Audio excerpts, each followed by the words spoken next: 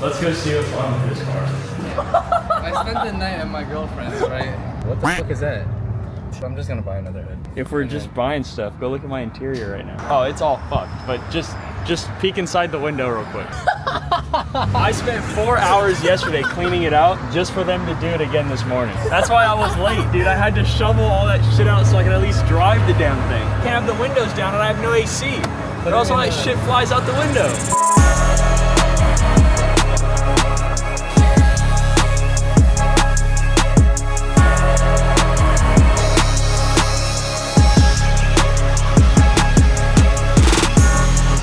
I swear, every time I come down here from the Bay, it's like Christmas morning when you walk into Suppy's garage. To everybody out there, it still looks like there's a ton of work that has to be done, but believe it or not, this car is about 90% right now. You need to remember one thing. When this car came to us, this and the four-door, it was one-wheel drive. It had a full interior. It was an automatic, anti-lock brakes. It was set up to do everything 150,000-mile daily driver should do. He had to re-engineer every single aspect of this car. This isn't some fly-by-night build. This is a full-on professional spec drift car. This does not exist. This is not an off-the-shelf thing. This is something that Grimm scanned the compartment and actually made it on the CNC machine. Same thing for this intake, and it's all crafted in here by Suppy and his team. The amount of work, the amount of talent, the amount of skill that it takes to actually pull this off. I cannot wait for you guys to see these things on the track when Corey and Micah are ripping these things in anger. You're gonna ask me what I'm doing, huh? We're at that point of the build where it's like the last 10% that takes forever. Put in the brake pads, make the brake line, bleed the clutch, the little things that take forever. So I'm trying to knock out some of those today. At the end of the day, I want to be able to steer. Make a steering column, make the steering shaft, and then it will steer. Today and tomorrow, it would be on the ground, rolling, steering, and hopefully braking. Brake pads are in. Time to make it steer. So one of the things that I wanted to show you, I need you to look at the fact that it is in fact all-wheel drive. Now with a drift car, with a pro drift car, all-wheel drive has no place. Go to the other car, you're gonna see that none of this is here for a very good reason. Sliding an all-wheel drive car is kind of a bitch. Sliding a rear-wheel drive car is a hell of a lot more fun, so let's go over there. Okay. New car, two-door, not four-door. What don't you see? You don't see any front drive shafts. You know why? Rear-wheel drive only, not all-wheel drive. Drift car spec, not production spec. Huge, huge, big-ass difference. Ready.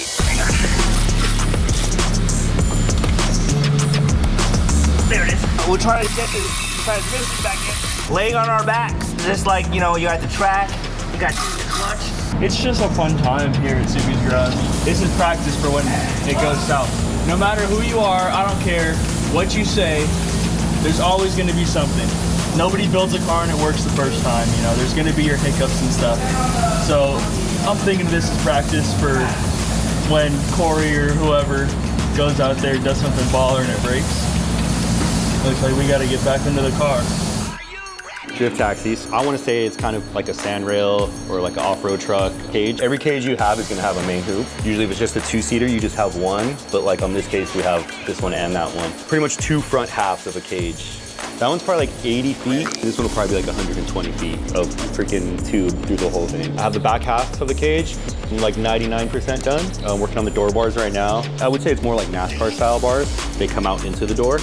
It's kind of that style, just not as exaggerated. Suppy wanted something more where like you could kind of just step in and out. The front half should be pretty easy. Just the A and B pillar, connecting bar, and then door bars. Ooh, all right. So we're gonna fill it up. We're gonna spin it by hand. We're gonna spin the water pump by hand as well. Not a single drop. What was I worried about? See that? Look how clean that is. I don't see any fluid on the ground. We're off to a good start.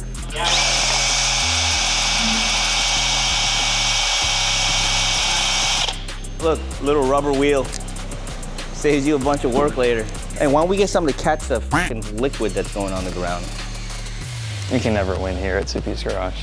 You're not like top 5. You're also not like anything below 10th because you'd just be fired. So you're in that weird spot where like it's too hard to get an A for effort, but it's just good enough to not get fired.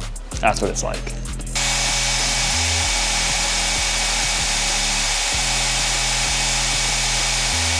We're good. Yeah. All right, put the belt on. All right, so at this point, most of the mechanics are done, right? The engine is in, we're tidying up some of the wiring, all the fluids are in the car, so like the radiator, the power steering, oil, all good, ready to rock and roll. What's left are cosmetic things now, right? The bumpers have to go back on, the wrap has to go on, the windows have to be made. Ron bought us some wheels yesterday. Where we wanted to be at this point, I think we're on target, and now we're putting our full concentration, you know, over to the 4-door.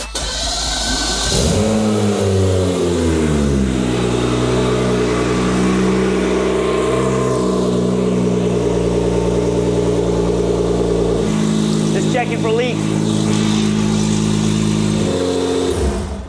Yeah, we're good. Yeah, it sounds good. The single turbo definitely made a change in sound. That's why I'm kind of curious, like shit. We're gonna go twins on the other one, see what that one sounds like. Sounds really good. I like it. It's a simple inline six. All the new inline sixes are just way too complicated. I'm glad there's no leak. We did a kind of stupid thing. We didn't even put the dash on to make sure it has oil pressure, but it did last time. Do we have the dash? Yeah. You want to see, check if we have oil pressure? I think we should. Fresh build, you fire it up, try to rev it, and then you check all the safety stuff. Why not? We have oil pressure. We have a lot. Sounds good. It sounds really good, dude. It sounds really good. As soon as you hear it start, you just, everything goes, everything goes at ease and you're like, it's gonna work. That's the first time I heard it fire up. When you're not a technician, you see things going together, but you don't know as somebody who's not that technical if it's actually gonna work. And he goes, yeah, it works, then he fires it right up and it starts with no hesitation. Greatest sound you could ever hear was right there, right there. If you would have told me 20 years ago, I'd be standing in front of a drift car getting ready to unveil this to kind of a global audience at one of the biggest events in the United States and work with the most talented, you know, technicians and fabricators and, you know, camera operators and directors, I wouldn't even have known that that was a thing. The fact is, not only is it a thing, but I get to do it, these guys get to do it, everybody involved gets to do it. When this thing is straight piped out the back, it's gonna add a whole nother element to it. And when this thing's just bouncing off the rev limiter at 7K or 7,500 RPM, and the tires are on fire, and it's shooting flames, and Corey's behind the wheel giggling like a schoolgirl. That's when everything comes together, and that's when everybody in the crew can just sit back and just go, we did it again. What are we building next? And it's just a really cool project to be a part of. Now it's time. We're gonna get the other car off the lift and put it into this spot so we can continue the fabrication. We're gonna get this one on the lift, so we just need to switch the two. The wheels are on. We don't have steering because we don't have a steering shaft. Yeah, but we're used to that. We'll just turn the wheel. So on the lift it goes. Take the jack stands out.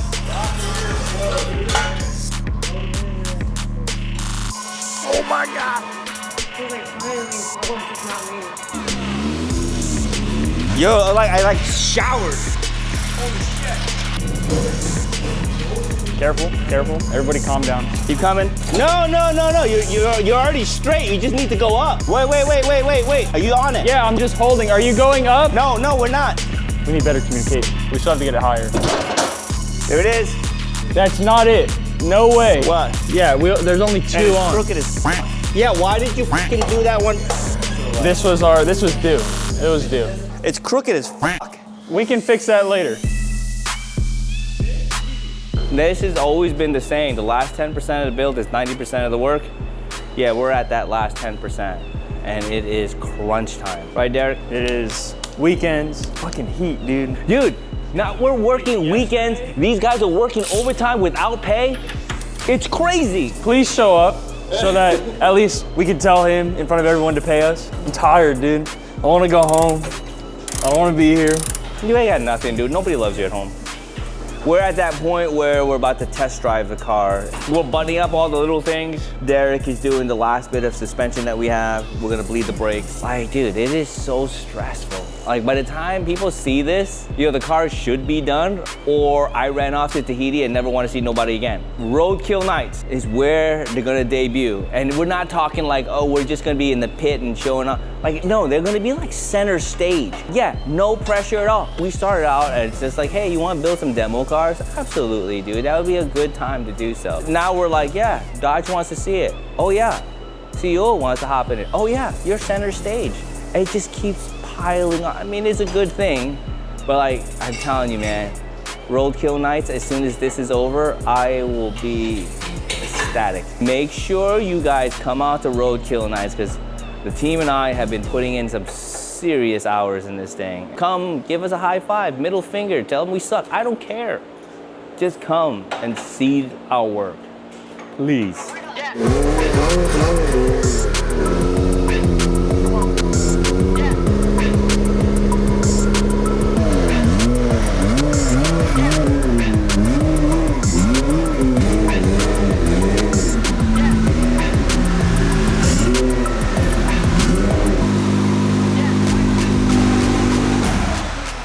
Sick.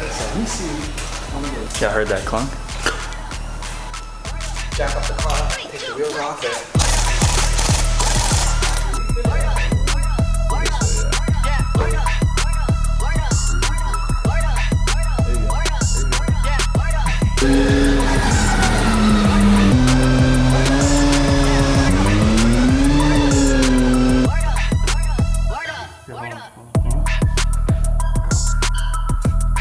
You get one yet?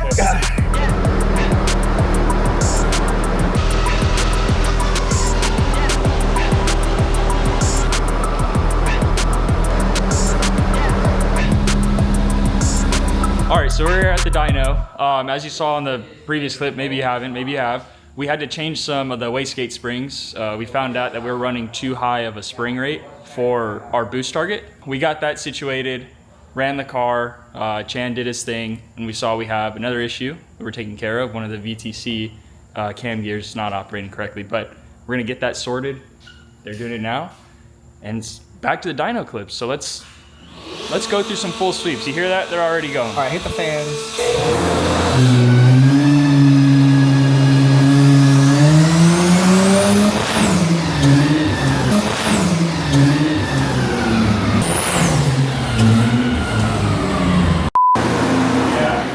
Dude, something was fucking leaking. This is what makes it fun though. How boring would it be to show up on a fresh build to a dyno session and it worked? The amount of work that is just going into this right now is incredible. It's really cool to be a part of. You're taking it off?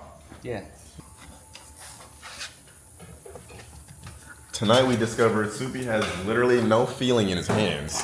He held the blow-off valve closed. He held 25 pounds of boost. Yeah, till it blew up and it popped off right in his face. Did you got it recorded? I was recording. Oh, hell yeah. I ducked as soon as it blew off though. Yeah, that's cool. Everybody will do that. Suppy didn't duck. This is not my first rodeo.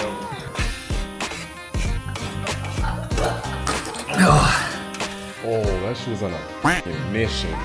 Dang. It said, yeah! Just let her eat. Come on, it's getting late. I'm about to put my foot on this. It's been getting late. Fucking hold the pipe. Experience pays.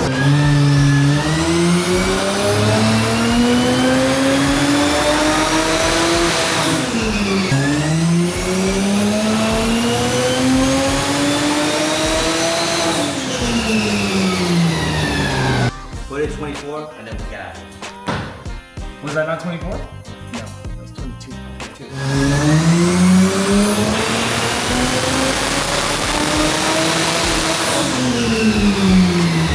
It has been a long night. It is now currently. You ain't going nowhere. Heaven is closed. What? It's 3 o'clock in the morning. I gotta get up and shit in like 3 hours to go do another project. So I'm going home. Derek.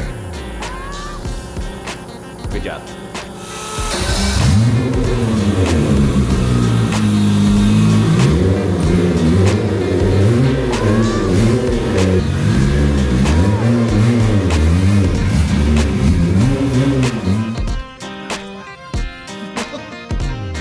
So we just finished over at Redline at the dyno. Everything went just as you planned on a fresh build. You know, it's what, 3 something in the morning now? Almost 4 o'clock in the morning. When we finished, we hit our power numbers. We got to 615, 620 around there-ish. We're gonna get this back to the shop and then start all over again tomorrow. There's definitely a checklist of things I have in here that I saw over there that I need to fix before Heads out to Arizona. We'll go outside when it's absolutely necessary. You don't like 114 degrees? No. I don't think people understand how damn hot it is outside. I mean, if you're gonna test a car, you might as well test it in 114 degree heat. So look. It's 9 o'clock in the morning, and it's 100 right now. The fact of the matter is, this is the perfect place for this. Like, this looks so good. Yeah, I love the body style. It's the perfect base for what we needed to do. It is literally the perfect car. That's cool. Yeah. You good, Corey? As long as we lower it down, just It'll take maybe half an hour. Oh my God. Already. You hear the driver? I can't fit. My ass is too big. Can you sit right there? I need to be lower. Or can you sit right there? Because that's what Corey said. Yeah, I can see. Alright. I get the fuck out. So let's get it inside. Yep. Put it on the lift. We just quickly nut and bolt it, and then I'll fix the seat up.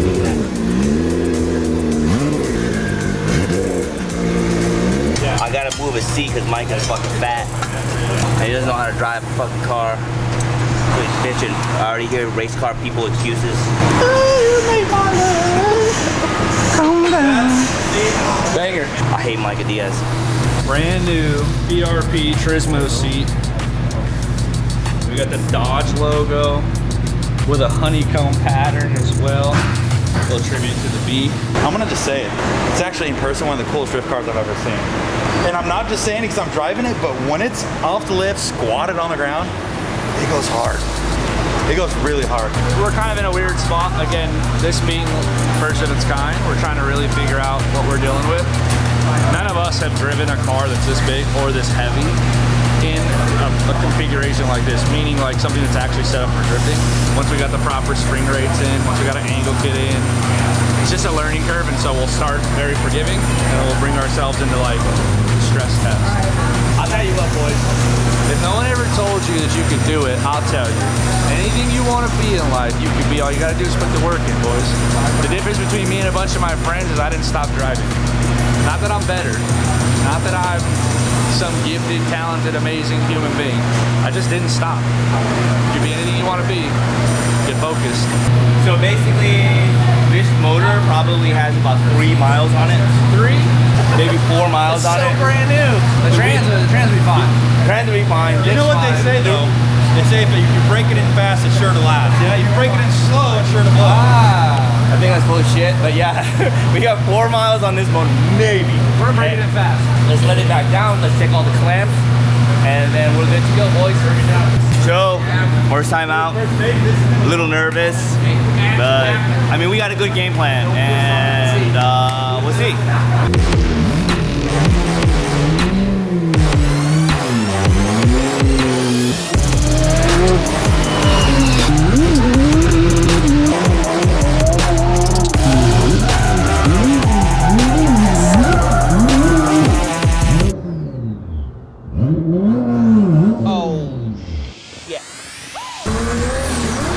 There might be an issue with the clutch. Maybe not in here. Why are we?